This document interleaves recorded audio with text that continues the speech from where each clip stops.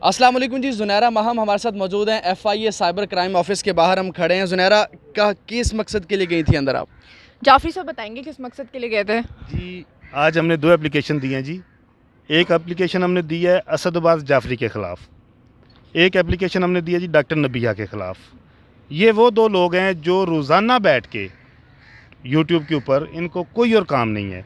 ये अपने व्यूज़ लेने के लिए 2000 केस का इन्होंने नाम पे दुकान खोली, लेकिन अब वहाँ पे इनके पास कोई बात नहीं है और ये ज़ुनैरा को रोज़ाना की बुनियाद पे ये डिसग्रेस कर रहे हैं, इनकी जो है वो हतक कर रहे हैं। तो उसके अगेंस्ट हम गए हैं, क्योंकि इन्होंने इतना मवाद और इतना काबिल मज़म्मत मवाद इन्होंने शाया कर दिया हुआ है मुख्तलिफ़ चैनल्स के ऊपर। तो वो हम आज गए हैं जी साइबर क्राइम में और हमने रिक्वेस्ट किया कि इनके ख़िलाफ़ FIR दर्ज की जाए और ये फौरी तौर के ऊपर जिस चैनल के ऊपर ये मवाद इन्होंने अपलोड करवाया है वो डिलीट करवाया जाए। अच्छा, यहाँ पे मैं एक बात कहती चलूँ कि ये जो खातून है इनको मैं कभी लाइफ में नहीं मिली, मुझे इनके बारे में कुछ पता नहीं है और इनको मैंने इसी तरह स्क्रीन पे देखा जैसे कि आप लोगों ने देखा। ये खातून का दावा है कि खुदा न खास्ता इनके शौहर के साथ मेरे कोई ताल्लुकात थे। इन खातून का दावा है कि इनके मेकअप में मैंने कोई चीज़ मिला दी और इनका मुँह जल गया। इन खातून का ये भी दावा है कि किसी चैनल के मैं पैसे लेके भाग गई और मुझ पे FIR भी है, तो वो FIR भी इनको दिखानी पड़ेगी। और ये जो घटिया शख्स है दूसरे वाला, ये शख्स जो है ये दिन रात इस तरह की गंदी बातें करता है कि जिसका ना तो कोई वजूद है।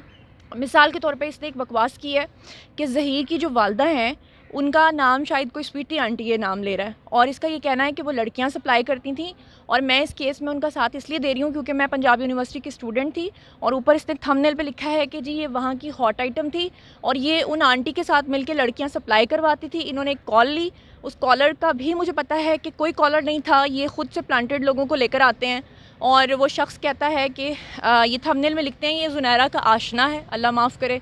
और फिर वो शख्स कहता है कि जब इसको दुआ ज़हरा को जब बेचा जाना था, ये तनकीद दुआ ज़हरा केस के बाद हुई है या पहले से भी? नहीं, दुआ ज़हरा केस की मेरे ऊपर आज तक कोई तनकीद नहीं हुई।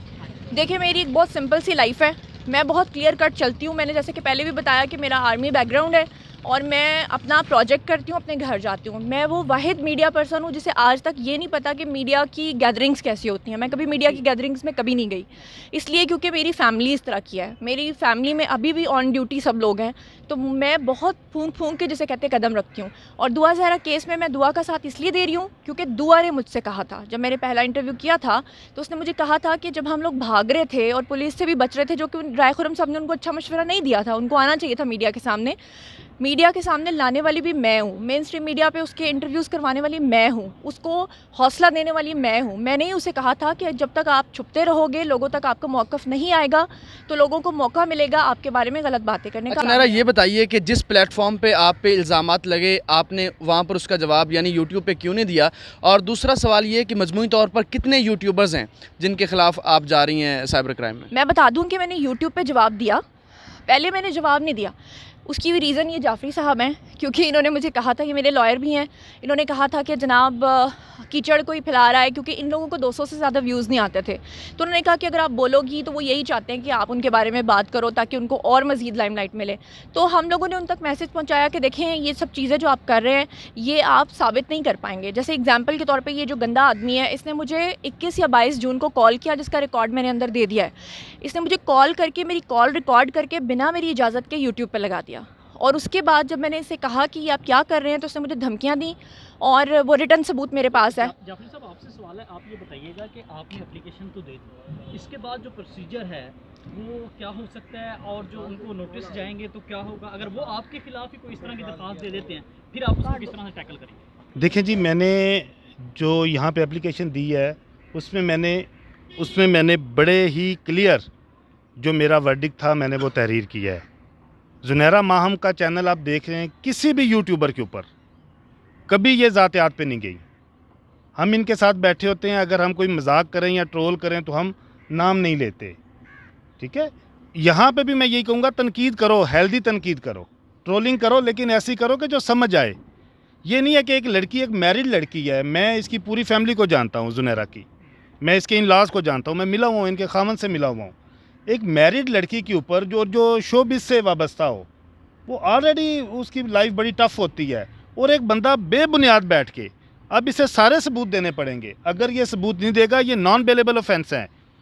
ये दोनों इन्होंने जो जो बातें की हमने उसका वीडियो रिकॉर्ड यूएसपी में वो भी हमने दे दिया है, हमने उसके जो चैनल के लिंक्स हैं वो भी दे दिए हैं।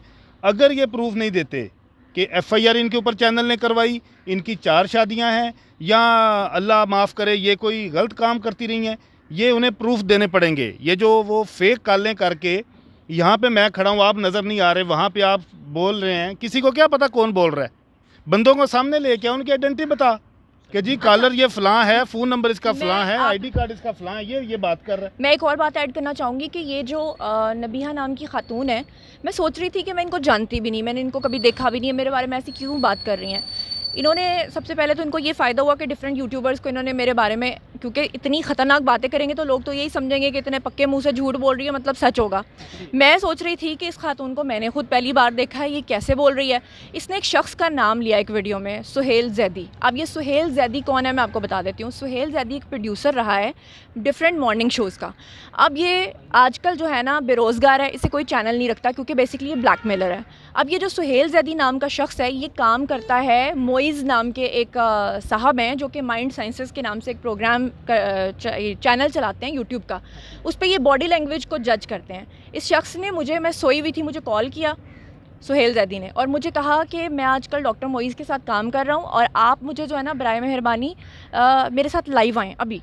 अब हम लड़कियां भाई, हम तैयार। वीडियो के आखिर में एक बार फिर से शोबिज़ वर्ल्ड न्यूज़ के नाजरीन से गुजारिश की जाती है कि हमारे चैनल को सब्सक्राइब करें और वीडियो को अपने व्हाट्सएप ग्रुप्स में भी शेयर करें। शुक्रिया।